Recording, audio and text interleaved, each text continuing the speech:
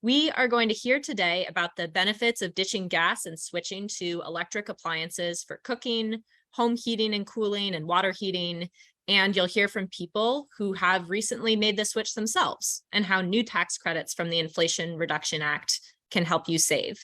But first, we have two special guests joining us today, Senators Tina Smith and virtually Senator Martin Heinrich, who are the Senate co-chairs of the Electrification Caucus. The caucus believes electrifying our homes, commercial buildings, and vehicles is one of the most practical actions we can take to address the climate crisis, and we all agree. Senator Tina Smith has represented Minnesota in the Senate since 2017, and in that time, she has worked to advance energy storage, wind and solar power, and electrification. And this Congress, she played a critical role in enacting the Inflation Reduction Act, which aims to reduce US emissions 40% below 2005 levels by 2030, which is a huge achievement. Senator Smith, I personally have appreciated your work to keep the faith alive at the most difficult moments of the campaign, and how you can recognize the organizers and climate activists working to make this possible. So thank you, and I'll turn it over to you. Well, great. Well, hello, everyone. Thank you, Lisa. Thanks to US PIRG and also to Rewiring America. And especially thanks to all of the activists and community organizers who have worked and organized and who never gave up. And it's because of you and everything that you've done that we have been able to deliver the single most significant climate and energy legislation ever in the history of our country. This bill meets the moment of the climate emergency that we are in, and it has the tools that can get us to a 40% net emissions reduction by 2030 in just 8 years. And it also has the tools to lower costs for Americans and to do this in a way that brings more fairness and more justice to our country. We passed this law because it really meets the scale of the problems that we face. And yet we also all know that it was really hard. Count me as one of the founding members of the Never Give Up Caucus. There were more than a few times when I wasn't exactly sure what the path was going to be, but we persevered. We also know that this bill, this legislation, this law now doesn't do enough, that there'll be more work that we have to do, but it sets us on a path. And I believe that it's going to break the logjam of inactivity on energy and climate that has been so damaging to our country, to our economy, to our health, and to our capacity to really adapt and adjust to the looming climate emergency. But here's what I want you to remember, what we all need to remember about what this means and what we can do.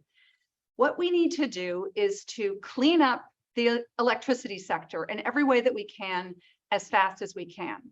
Second, we need to electrify everything that we can in our lives, certainly transportation, but also what we use to turn the lights on, what we use to heat our water, what we use to heat and cool our homes.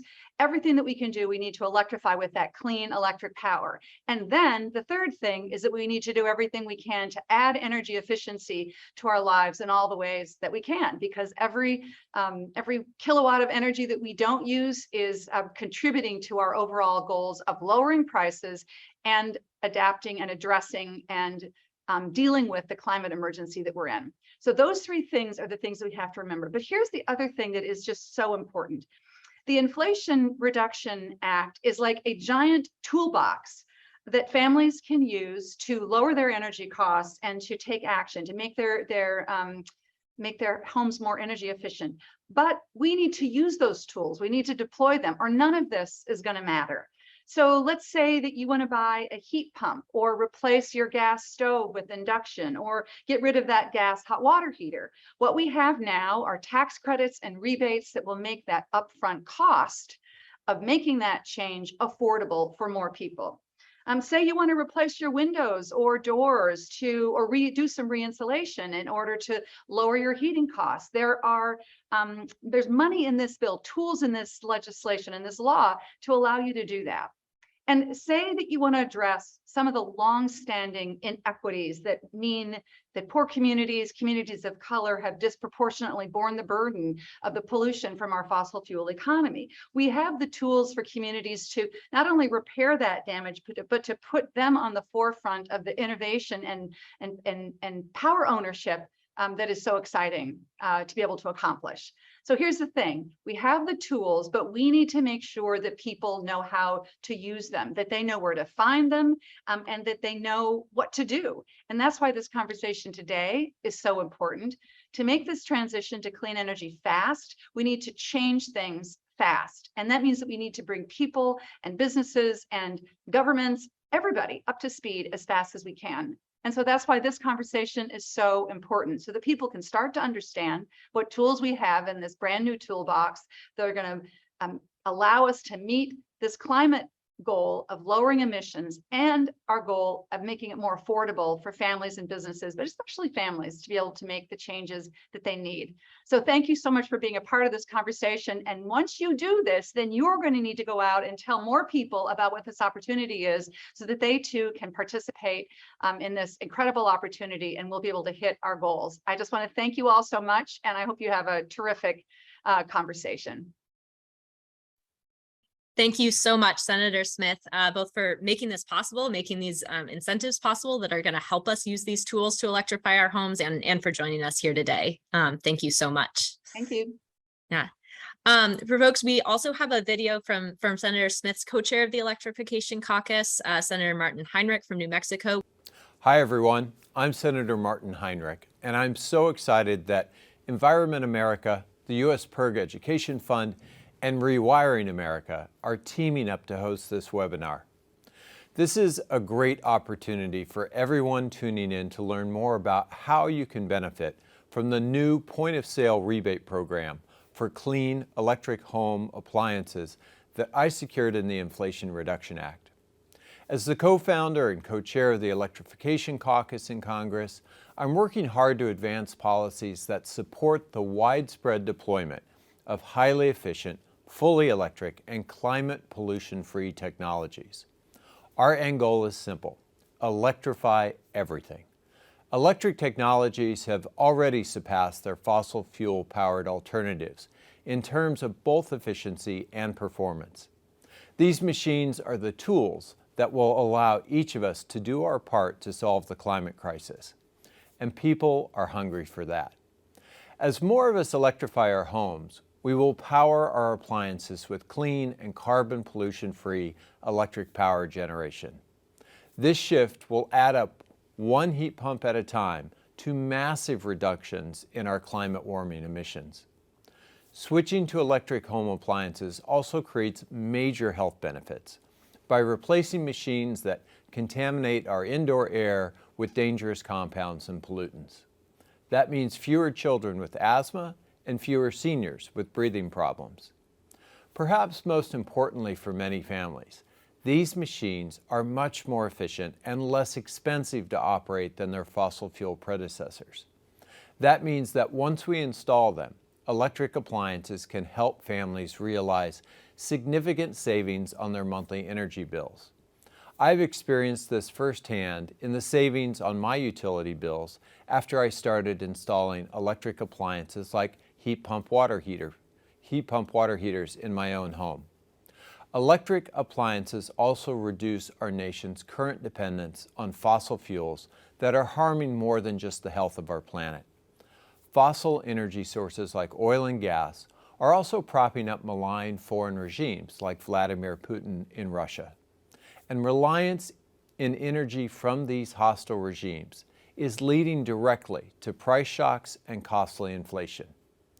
When I first started working on this issue, it was obvious that electric appliances offered substantial benefits to families. But it was also clear that it was mainly wealthier households that were going electric. That's why I introduced legislation to level the upfront costs of installing these appliances for low and moderate income families. The Inflation Reduction Act included $4.5 billion for these new point-of-sale consumer rebates for electric household appliances. This new funding will be distributed to both state and tribal energy agencies as grants so that they can implement high-efficiency electric home rebate programs that can run through 2031. Rebates will be up to a maximum of $14,000 per household. That includes $1,750 for for a heat pump water heater, $8,000 for a heat pump for space heating and cooling, $840 for an electric stove or oven or electric clothes dryer, $4,000 for a breaker box upgrade, $1,600 for insulation, air sealing, and ventilation, and $2,500 for electric wiring. These rebates will help many more Americans access the health, climate, and cost benefits that come with home electrification. The Inflation Reduction Act also includes new tax credits to help more families purchase new and used electric vehicles, and includes major investments to supercharge our domestic manufacturing base for clean and electric technologies. From heat pumps and wind turbines to batteries, solar panels, and EVs. Taken as a whole, this new law is by far the single greatest action the world has ever taken to tackle the climate crisis. It will power new and cleaner industries, create good-paying careers, and improve everyone's daily lives. I am grateful to all of the Americans who remain dedicated and determined over these past months and years to steer this historic climate law to President Biden's desk. We all know that passing the Inflation Reduction Act was only the first step. If we truly want to maximize this new law's impact, we'll all have a role to play. That starts with educating everyone we know about the new opportunities that we have to install climate and cost-saving solutions in our own homes. And that is what this webinar is all about. I hope that what you learned today will inspire you to keep taking concrete steps to build a cleaner, stronger, and more resilient future. Thank you. So next, I'd like to turn it over to Matt Casal, Environment Campaigns Director with US PIRG Education Fund, to speak about the health benefits of switching away from gas stoves. Matt. Thanks, Lisa. Let me see if I can pull up some slides here. Okay. Does that look good? Yes. Okay. Okay. I am not the video of Senator Heinrich, unfortunately. But while we try to figure that out, I will happily talk to you about electric cooking. Excited to hear Senator Smith talk about induction stoves and hear more and more than becoming mainstream. I want to talk today a little bit about why it's so important. My name is Matt Casal. I'm the Environment Campaigns Director for US PIRG Education Fund. I'm really excited. Thanks everyone for joining today. So electrifying your kitchen might not be your first thought when you're thinking about electrifying your home and all of the appliances that you have, but it is an important one. It's one that's really not that hard to do, and one that could provide critical health benefits for your family. And the reason why it could provide those critical health benefits, what's the problem? People love their gas stoves, but there's a hidden danger seeping out of them, and that's air pollution.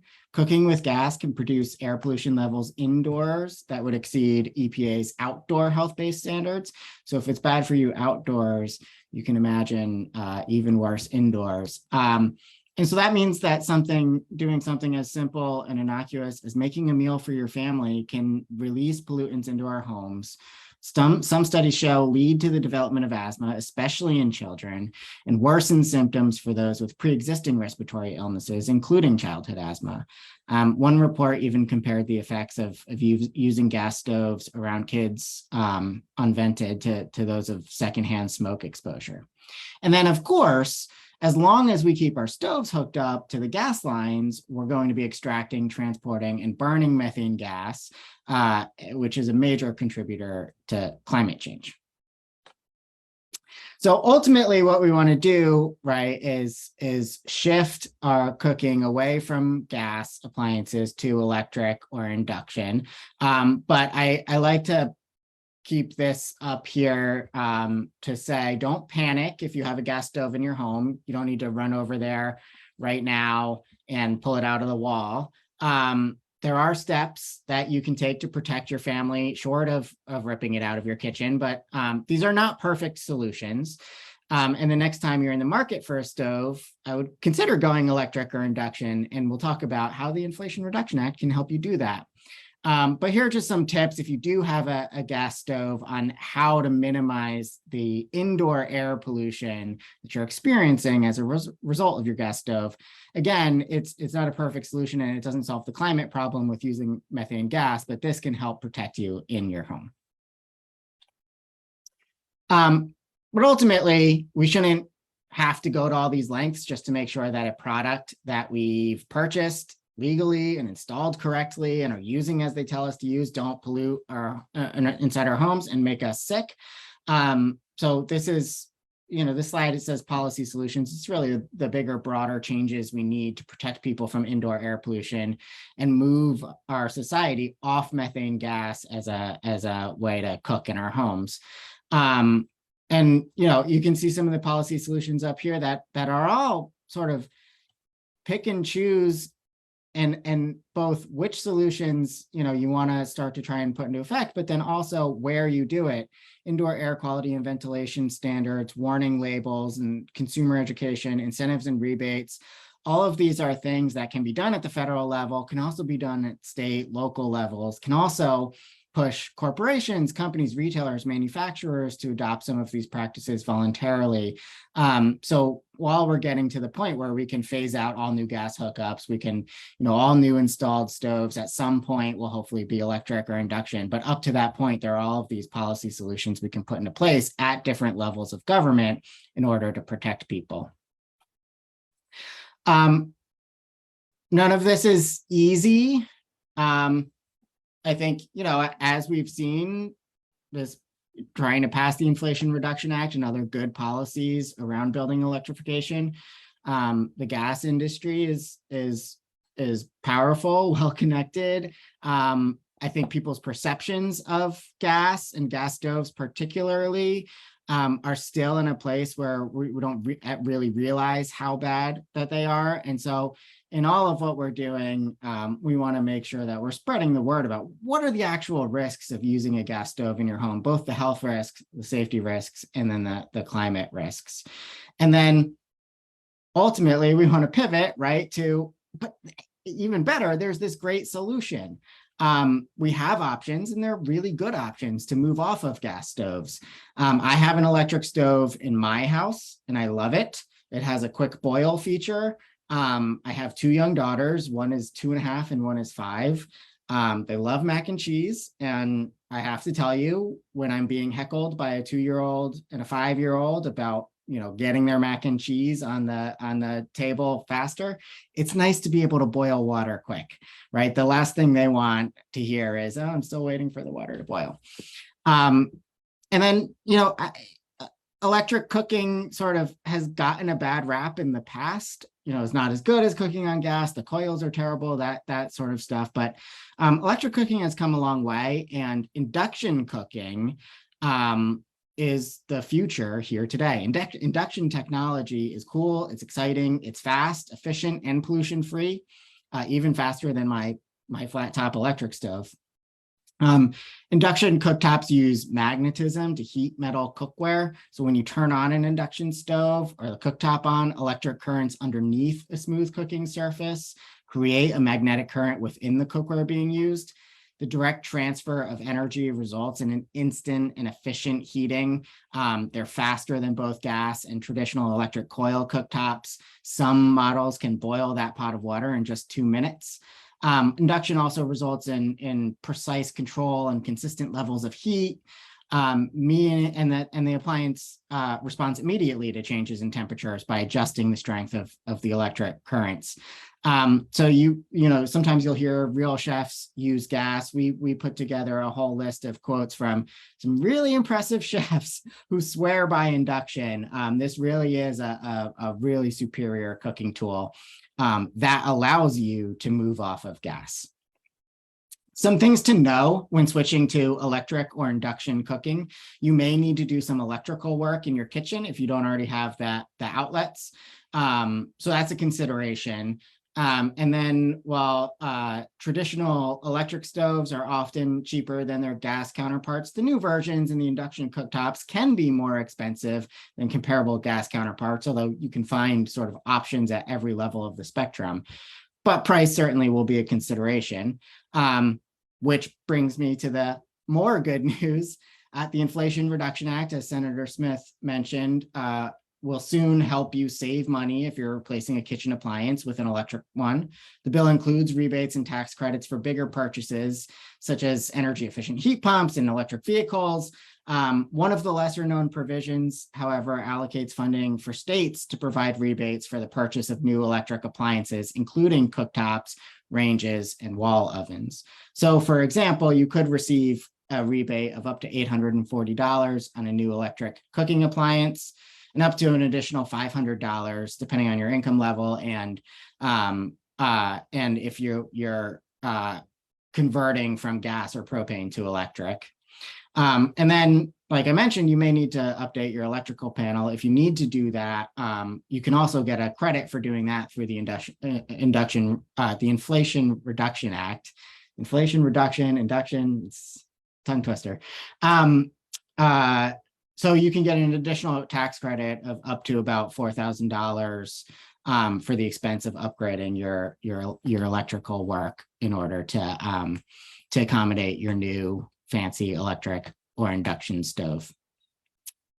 So again, electrifying our kitchens, our stoves, getting rid of our gas stoves is really important for climate. It's really, really important for health. And the Inflation Reduction Act provides these new opportunities to make it even easier to do. Thank you. Thanks so much, Matt. I know I would love to swap out my stove for one that can boil pasta in just a couple minutes. That was great to hear. Next up, I want to turn it over to Joel with Rewiring America to talk about heat pumps and heat pump water heaters. Hi, everybody. Hopefully I'm sharing my screen here. Can you see that? Yes? No? Yes. Okay, cool. So, hey, I'm Joel from Rewiring America, and I'm going to talk about how to help you electrify everything in your home. We have done a lot of work at Rewiring America to try and spread the word, and there are a couple of references that are worth downloading from us. The first is this guide, Electrify Everything in Your Home, which is a little dense, but tries to give some background on all of the things that you could electrify, as well as advice for how to work with your contractors. Next thing is our new Go Electric guide to the IRA, which is like a guide to the free electric bank account that Congress has set up for everybody, along with case studies. And finally, there's our Ira Savings Calculator, where you type in some personal information that we do not save in any way, and that will give you a sense of what you're eligible for. And the reason to do that is, as you know, Senator Smith laid it out well, everybody kind of laid it out well. I want to introduce this concept of area median income, which, because they've tried to target the benefits of the Inflation Reduction Act to the people who need it the most, they've set it up so that if you make up to 80% of the average, the median income for where you live, you can potentially get up to 100% of some of your electric appliances covered. And if you make up to 150% of the area median income, you could save up to 50% of that upfront cost.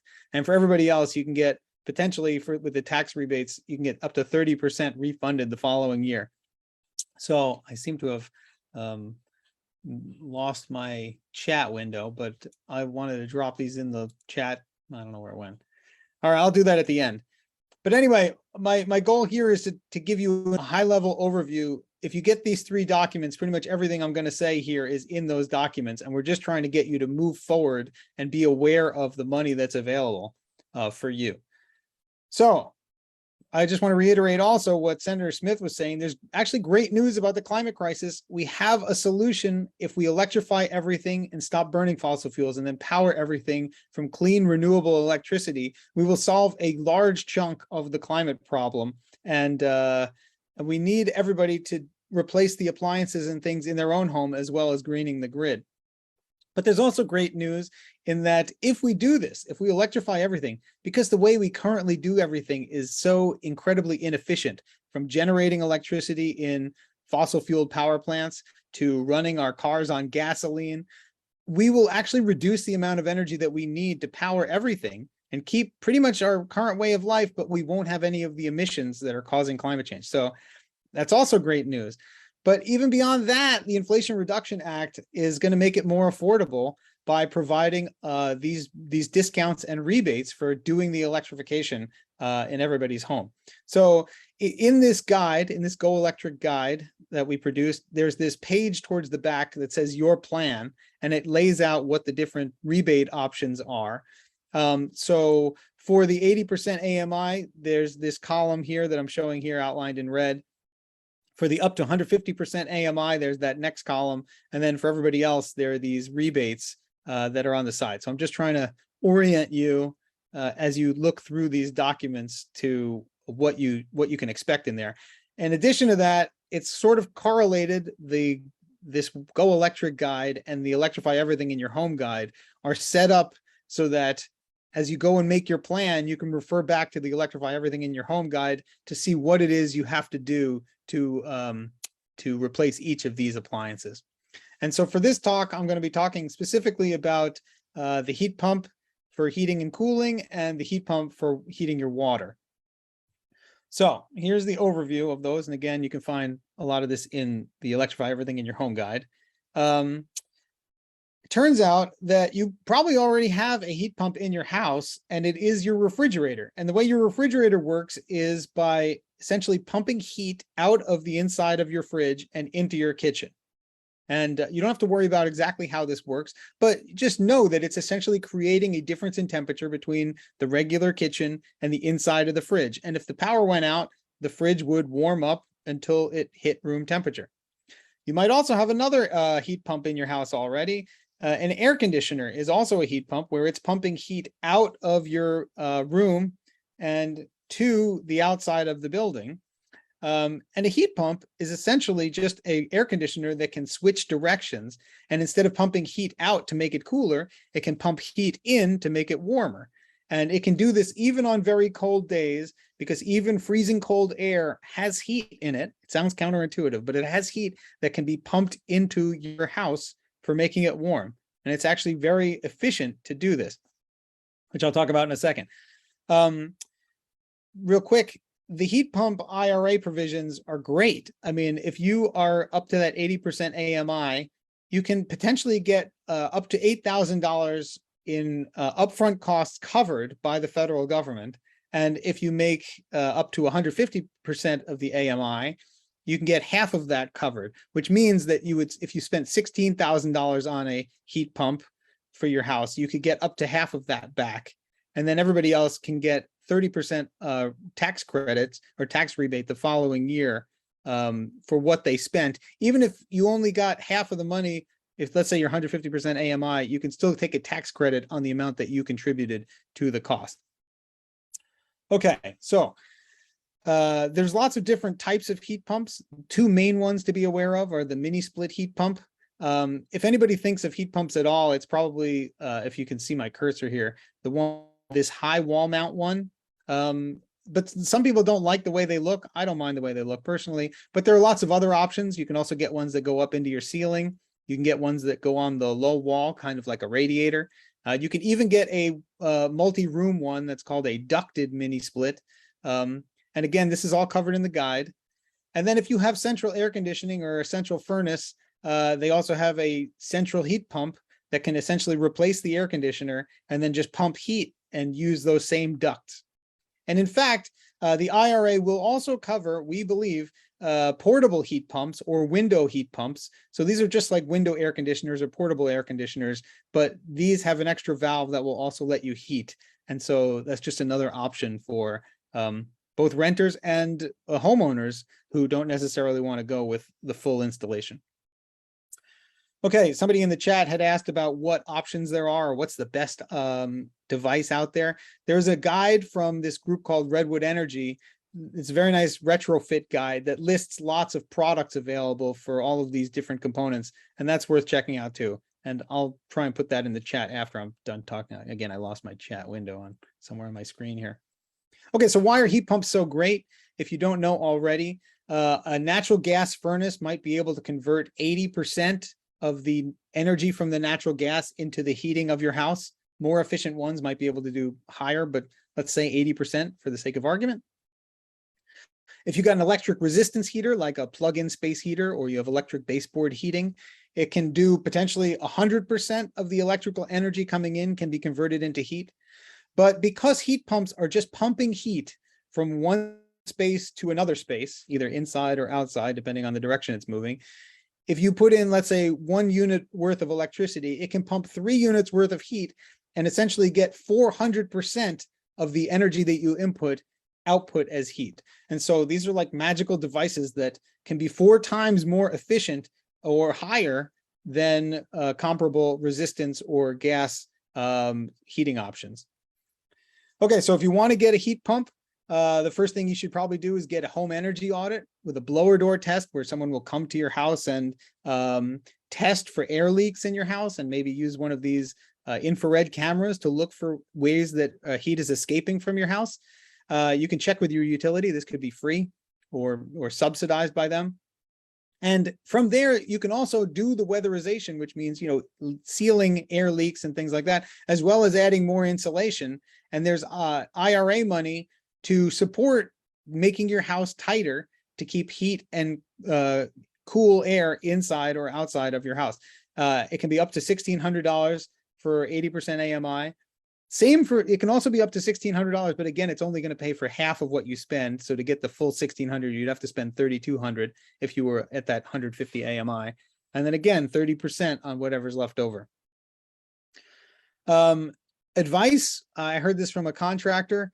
He said, if you're going to look for a contractor, the first thing you should do is see if one of your neighbors has a heat pump and ask for recommendations on who they use to do the installation. But if you're going to just start cold calling contractors, you can ask them if they're going to do what's called a manual J, which is essentially a calculation to figure out how big your heat pump should be based on your climate and how many windows you have and which direction your house is facing. Whether they'll do room by room airflow analysis, and what kinds of, they're called inverter driven heat pumps they sell. And based on the answer, if they can answer all 3 of these questions, that's great. They're a good candidate for them to come and give you an evaluation and a quote. And if they can't answer it, or they try and discourage you from buying a heat pump, say thank you and hang up and call the next one.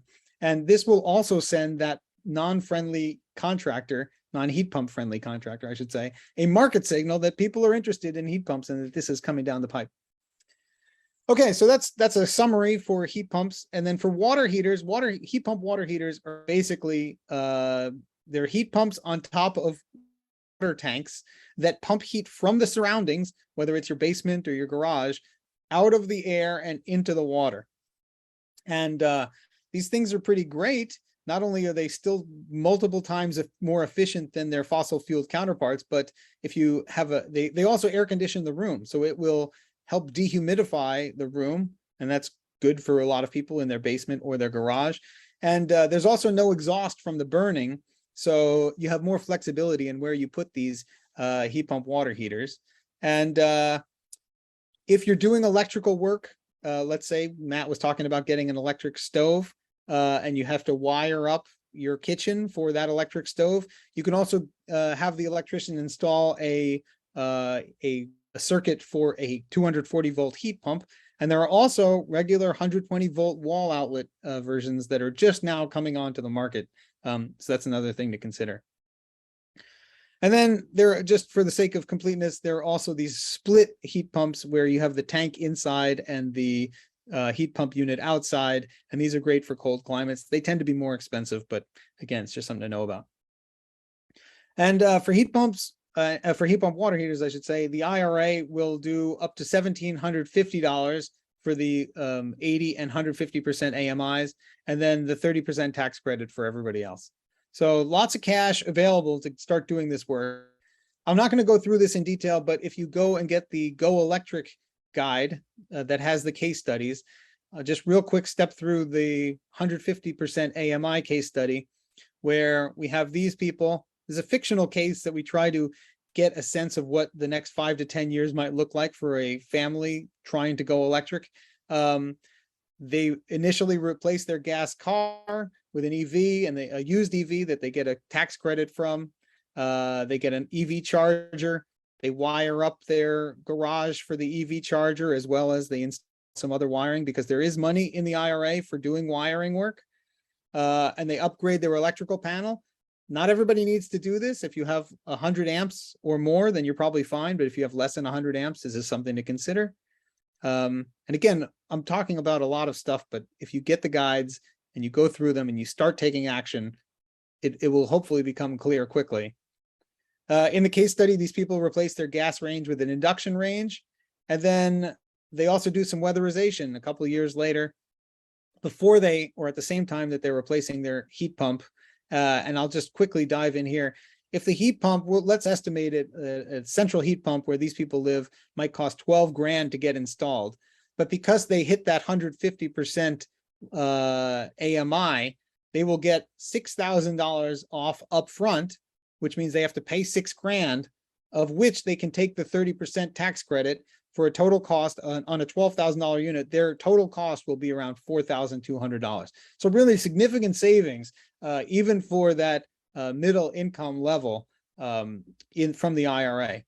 And then again, same kind of example, they replace their water heater with a heat pump water heater, of which the IRA pays for half up front, and then they take a tax credit. And then they get rid of their gas line, and they get to save the money on the monthly connection fee. And then eventually they get rooftop solar. And I'll just real quick at the end here, it might have cost them 60 grand if they were going to do all of this stuff without the IRA. The IRA will help save them around 25 grand and leave them with a bill of around 35 grand. So 35 grand is a lot of money, but that's spread over 10 years. And it includes a car, which costs around 14 grand. It includes solar, which is optional, but that's also around 13 grand. And so all of the other electrification things in this list is around 8 grand. 8 grand, it's not nothing, but it's done over 5 to 10 years. And it does not include the payback from having more efficient electric appliances. So I'll leave you with this. In the Electrify Everything in Your Home guide, there is this page that says do now. And I know there's a lot to do. You have 10 years to do it. The IRA provisions are going to last for 10 years.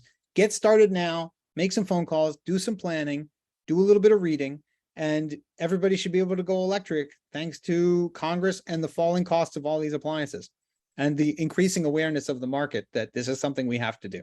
So I will stop there and turn it over to we'll turn it back. Great. Thank you so much, Joel. And I want to point people towards the chat where we've been sharing some of these resources that Joel and Matt discussed. So we've shared here U.S. PERG Education Fund's Guide to Induction Stoves, Rewiring America's Guide to the Inflation Reduction Act and their calculator to figure out how much you can save by making these upgrades, as well as their Electrify Everything in Your Home guide. We are now going to spend some time hearing from people who have made these switches themselves in their own homes. We have multiple consumers on this call from different states, Massachusetts, New Jersey, California, Texas. I see a lot of good questions in the Q&A, but let me kick it off with a question for Susan, or actually a question for Heather Sheldon first, which is, why did you decide to get a heat pump and what factored into your decision to do that? Yeah, hi. So I'm in Western Massachusetts, where we get quite cold winters here. We have both electric heat pump hot water heater, and we heat our house entirely with heat pumps. We wanted to go all electric for many reasons, but I really love the controllability of a mini split system. So in our house, we have 7 different heads. So we have four bedrooms, and each bedroom has its own head. So we can only heat rooms that we're in at any given time. And I have a ton of control over, if nobody's going to be in that room, I just turn the heat way down. And, I'm at night, I can turn the kitchen way down. I can turn the living room way down, and we're not overheating our house. And then it's just way more efficient in general. That's great. And then Luke, I understand you have a heat pump water heater, different appliance, somewhat different climate. Can you tell us about what led you to make that decision? Yeah, my gas water heater broke and I needed a new one. I remember some 8 years ago, my gas water heater broke and I needed to replace it. I called, water heater company and, begged them to give me an efficient option. And they just were like, no, you don't want to do that. And just completely, dissuaded me from, choosing a more efficient option. So we needed hot water, right? And so was kind of forced into this decision. And so this time, this past summer, I was like, I'm not going to let this happen, even if we have to wait a few days or longer to have hot water. And had to make several calls, before I found somebody that was, excited to sell me a heat pump water heater.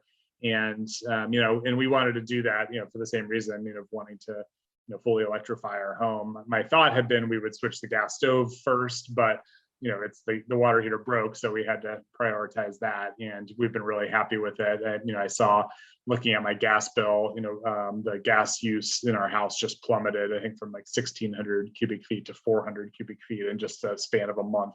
So that's pretty exciting. That shows me that I still have some gas to get rid of, with the stove. So that's next. But we've been really happy with it so far.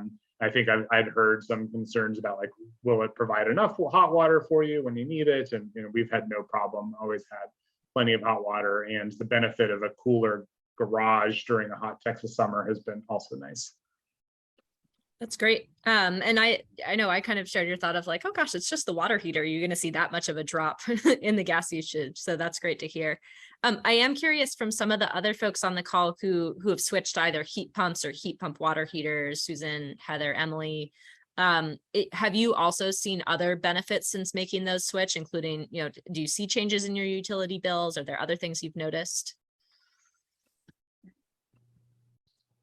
So one of the real benefits, going back to the cooling temperatures, the heat pump hot water heater that we have both heat pump for space heating and then also for the hot water. And it's amazing the amount of dehumidification that also occurs with that heat pump hot water heater. So in New Jersey, a lot of times basements can be a little damp. And one of the great things about having the heat pump hot water heater in the basement is that it is completely dry down there. It's fantastic. Interesting. Emily, I'm curious for you how you went about figuring out the kind of size and type of system that you wanted, and then finding a contractor to get it installed. So I live in Berkeley, California, in the Bay Area. We have very mild summers and very mild winters. We didn't have air at all. And we had a gas heater in our home that we didn't turn on all of that often. The reason we were personally motivated to go electric, beyond like the self-interested reason, was because of the increasing wildfire and smoke seasons that we're experiencing in Northern California. So in particular, I'm trying to remember, it was maybe I think 2 years ago when we had a period of time where it was during COVID, we had a heat wave and we had really unhealthy air outdoors, and our family was stuck indoors sweating, and not even literally being able to leave our home. And we decided we needed the security of getting some air. And so that's what led us to then start to look into this more and more. We ended up finding a contractor who was interested in home electrification through networking and referrals through friends. I wish I had a better tip for how to find those contractors. I do think it's important to find a contractor who's kind of aligned with your vision, because there are definitely some additional hoops to go through. And then we just worked with him to figure out the size that we need. We actually have solar, and we ended up doing a battery too, because there's also grid, California is experiencing some grid unreliability, but we don't have an electric car yet. So we've just focused on our home to date, unlike Joel's recommendation. Sorry, Joel. I might amend Joel's recommendation too. Good to start with that, but wherever you are ready to get started is a great place to start exploring some of these technologies. Thanks, Emily. I'm curious too, for all the folks that have switched to heat pumps, does it actually keep your house warm in the winter and cool in the summer? Has performance been what you hoped it would be? I will say performance has been amazing. And I really echo Emily's point on the fact that it does take a little bit to find a contractor. So we made the switch in the process of completely renovating a 1908 rear hall colonial, which I don't recommend doing through the middle of COVID. But we had to speak with at least 3 HVAC companies to find someone who was willing to actually electrify the home. And then we had to actually hire somebody outside of actually the third one who was willing to do it, to do all of the manual J and manual S calculations to make sure that both the HVAC contractor and our general contractor were actually comfortable that the unit would perform. And it has really met or exceeded everybody's expectations. And so I hope that through the process that we went through, now both the HVAC contractor and our general contractor will be more willing to listen to other customers who may say this is what they want, but perhaps not be as strident in demanding electrification of space heating and water heating. So it does take a little bit of work, but the performance has really been phenomenal. I wanted to add in Western Massachusetts, where we are, we have not run into problems finding contractors. We have a lot of really experienced people with these systems. And I was able to get 3 quotes, all from very knowledgeable people in a very short amount of time. And I was even able to pick the one that I felt, was able to meet my vision for some of the aesthetics. We were able to run the line sets and stuff. I don't know how it connects from the indoor unit to the outdoor unit. Sometimes people want to put that on the outside of the house. The one guy I selected was really willing to work with me to bury those inside closets and get the condensate out of the building in a way that, made them seamless into our existing late 60s house. As far as performance goes in Western Massachusetts, we're definitely very heat dominated. When I look at our energy usage, our January electric bill is the same as the other 10 months combined. The 2 months of January, February use as much electricity as the whole rest of the year. So it's pretty amazing how the winter dominates our energy usage here. That said, we only, when I worked with the MEP people, I deliberately had them undersize it ever so slightly. If we, when you get into extreme cold, the heat pumps work less efficiently. Not that they still don't work more efficiently than almost anything else, but compared to themselves, you get down to -10 and they're not performing as well. So we did leave in, the house was an electric resistance heated home before. So we left a few of those units in so I could turn those and know, because I could feel it, that the heat pumps weren't keeping up, leave those on when we have an overnight low of -20, -10.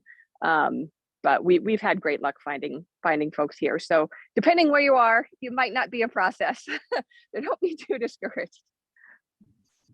Roger that. Great. And then we have a question from Phil for Luke Metzger. Is the heat pump water heater noisier than your old gas unit?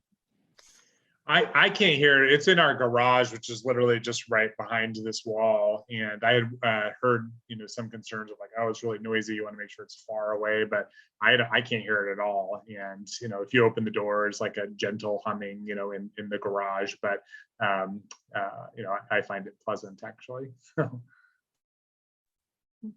Great. Probably better than the gentle humming of mosquitoes we have here in DC much of the year. Certainly. Great. And then we have questions from a number of people in the audience about geothermal heat pumps. I'm wondering, maybe Joel, if you have anything that you can share about those versus the more common air source heat pumps. Sure. Resources to people. Yeah, sure. Geothermal or ground source heat pumps. We like them, but Rewiring America, we've sort of focused more on air source heat pumps because A, they've gotten a lot better in recent years, and B, they're a lot cheaper to install because you don't have to do all of the groundwork. And we're trying to move the market. And so if you have a ground source heat pump, or you have a lot of land and are interested and on some cash and are interested in a ground source heat pump, get some quotes. And they are eligible for rebates and discounts. We just focus more on air source because it's going to be the correct solution, or the easier and cheaper solution for a lot of people. Great. Then I'd love to ask some questions on gas stoves too, and switching to electric and induction stoves. For people on the call that have made the switch, do you have a brand that you like? How did you wind up choosing your particular stove? We have the GE Cafe, and we chose to actually go with it. There's a double oven, which has just been a nice, honestly, it doesn't have to do with it. It's just been really nice to actually be able to, so people know, I think already, induction stove that's cooktop, heats water so fast. That's just such a nice benefit. I have a 7-year-old and a 9-year-old, and I love that I feel very safe at this point, letting my kids cook on the stove as long as I'm, they obviously still have hot food and hot pans, but the fact that there's not a gas flame has made me a lot more comfortable letting my kids cook. And then we like having the double oven as well for us. We often are just trying to heat up or cook one thing, and it's just a smaller space that also heats up more efficiently, or to have honestly 2 different, if we need to heat up things at 2 different temperatures, that gives us the option too. So our experience has been great so far. Great.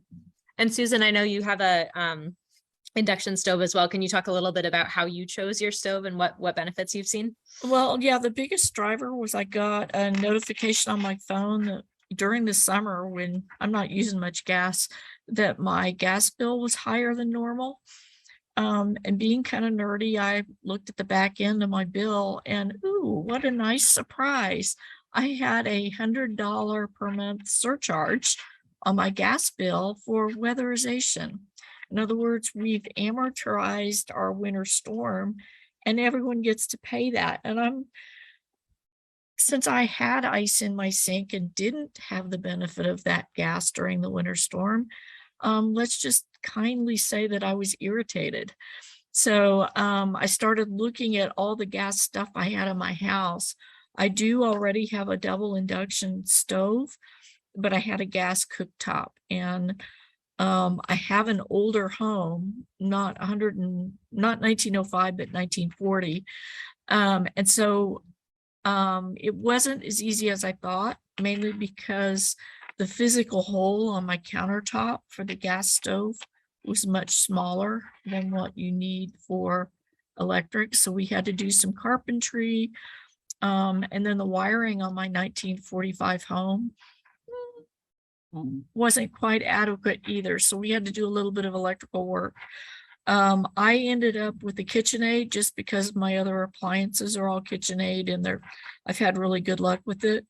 My other little surprise, and it's an okay surprise, was that I had this really lovely Cephalon cookware set that's all aluminum. My kids were thrilled with my pan donation to their relative kitchens, because I had to completely rework my my pans. But I've found new pans. I absolutely love having almost instantaneously warm water for pasta, and it's really actually good for stir fry as well. It cooks pretty quickly and pretty hot. And so overall, it's been a very positive experience. With my wiring and my carpentry, though, my installation cost almost as much as the equipment itself. And then there was the pan thing. So I've got a good Christmas list going. But I think it was the right thing to do. Next on my list is my water heater and my furnace, which is, we'll get there. One thing at a time. One thing at a time, indeed. I'm curious for other people that have gotten induction stoves, maybe Matt or others. Did you have any surprises in making the switch? Did you have to do anything with your pans or electrical or surprise benefits as well? It was very easy for me. The biggest surprise was how fast it boils water. It's a good surprise. And what types of pans do you typically use with your induction stove? Well, I have an electric, a flat top, and so I didn't have to switch out any pans. But I do know that if you're thinking about an induction, if you've got a magnet on your fridge, you can test out. Take it with you to pans. Yeah, right. Test it. If the magnet sticks to your pans, then you can use it. And most pans will work, but in our induction guide, we have a discussion on what kind of pans and how to know. Good tip. I want to ask a question from Jillian, who appreciates hearing from you all, as do I, and is wondering for anybody on the call here, what reservations did you have about making the switch for any of these appliances, and how did you overcome those? And I'd like to respond to that. I will say I had absolutely none. I am leading the City of Dallas climate plan. To me, it was a matter of walking the talk. Like Emily, I have solar. I'm actually getting a battery installed today because during that same winter storm, I learned that solar without that battery doesn't do much. Because like Emily, I needed to be able to be grid sufficient myself. So it's a matter of walking the talk relative to what I'm trying to help our community to do. For us, it was really important to electrify everything. And a lot of it is because, for example, your gas appliance is going to become less and less efficient over time with use.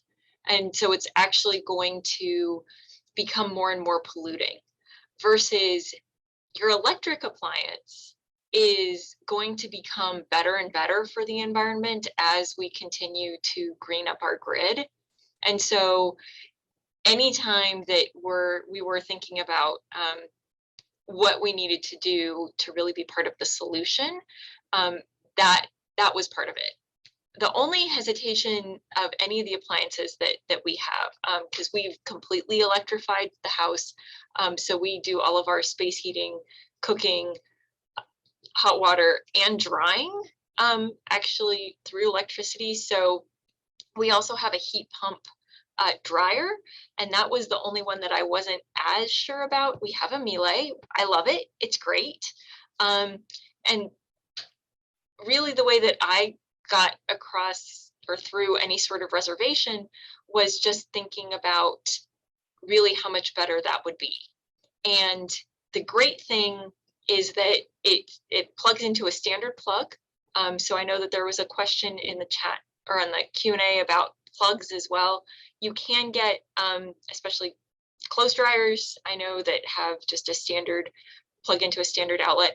And now Rheem does make a heat pump hot water heater that also is just a standard electrical outlet. So not all of these appliances that we're talking about actually do require a lot of electrical work. You just have to be cognizant of the one that you choose.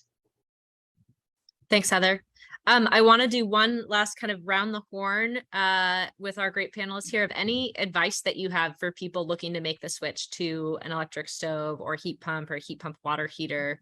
And can we start with Luke? Yeah, I think you just making sure that you don't take no for an answer, and keep making calls if the first person doesn't know what you're talking about or thinks you're crazy. We don't think you're crazy. Lots of this is legit. This is proven technology. It's good for the planet. It'll save you money in the long run. So keep at it. Great. We're not crazy. Susan, how about you? So what I have taken is a stepwise approach. I invested in solar, took the savings from solar to invest in EV, took the savings from EV to get the charger, used the savings from the charger to, I had thought, get a heat pump, but I still don't have a proposal on it. But then I did the cooktop instead. So I'm using the rebates and trying to kind of pay myself forward, if you will, with energy savings over time. I did actually, the very first thing I did was install a radiant barrier in my attic. So we went for energy savings first, and then started using the savings to kind of escalate my electrification process. I love that. We can call it the Susan plan. That's great. Heather, how about you? Take it, that's me, Heather. I'd like to build on what Susan was just saying when it came to our solar panels on our roof. Actually, I know it's a little off topic for this, but you know, when I was saying before that we had great HVAC folks here that were all on board with heat pumps for heating, I found that when I went to go do our solar panels, the people I were talking with were rather skeptical about our site because we were fairly wooded. It didn't have great orientation. And they're like, oh, you're only going to get a 15-year payback. And I'm like, only? That's great.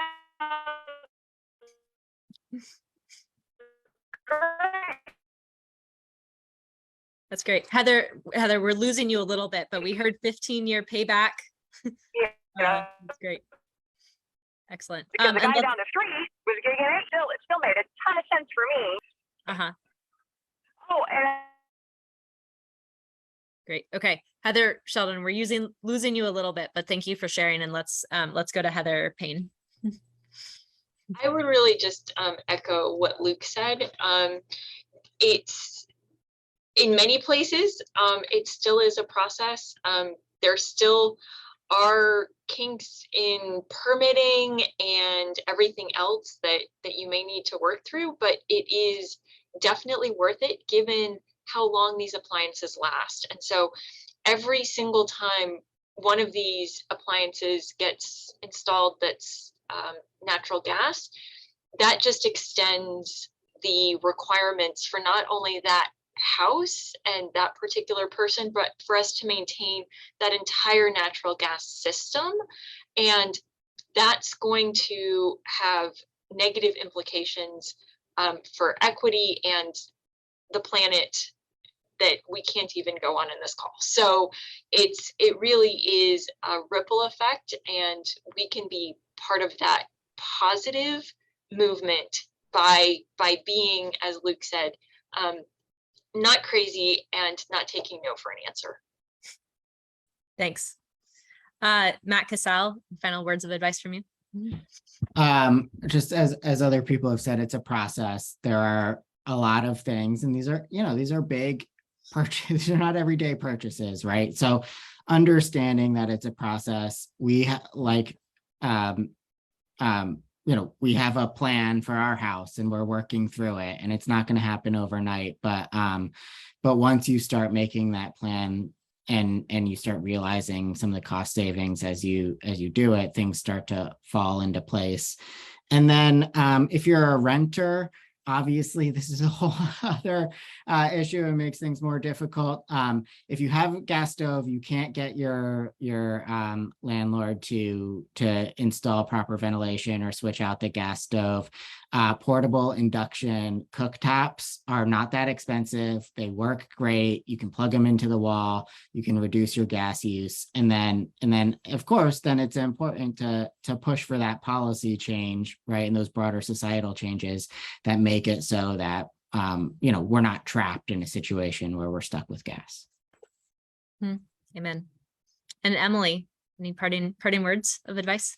Well, I just saw a comment from Anthony in the chat that I wanted to echo, which is, of all this, actually figuring out how to make your home like ceiling and insulation is a really good first step. Before we did any of this, we actually insulated our floors underneath, which were not insulated at all before. And I was amazed at how much of a difference that made in our home. And again, I live in a mild climate, so I don't experience the really harsh winters, but that I don't want to ignore that piece of the equation too. Great. Thanks everybody who's joined us here and for sharing your experience. We will share out with all of you who listen in today. Thank you all of the resources that have been shared, as well as the recording for this. And we'll do, I know there's many, many more questions flooding in too, so we'll do our best to keep getting those answered as we go forward. We were not able to find a way to play the video from Senator Heinrich, but Celeste has just shared it here in the chat. Please go watch it. He was, like Senator Tina Smith, a huge part of making it possible for us to use these new tax incentives to electrify our homes and make a big impact on climate. So take a minute to watch that, and we'll be sharing it out along with all the resources today. Again, want to thank everybody for joining us. Best of luck as you seek to electrify your home, and looking forward to continuing to be a resource as you take that journey.